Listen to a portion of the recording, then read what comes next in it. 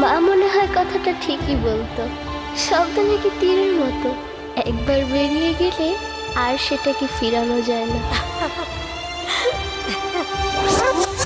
মান্নাত ঢাকাতে নাই, ঘুমের খোঁজে গেছে। দাদু,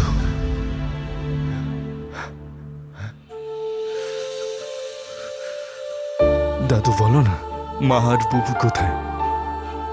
নাতিটা ওর মারে অনেক ভালোবাসে, তাই মারে কাছ থেকে দেখতে চায়, আবার মায়ের কোলে ঘুমাতে চায়।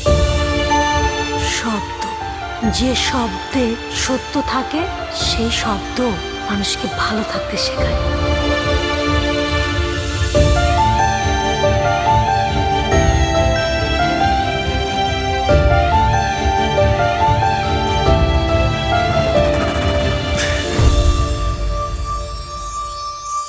শুধু সৌন্দর্যের জন্য নয়, মানুষ ফুলকে ভালোবাসে তার সুগন্ধির জন্য।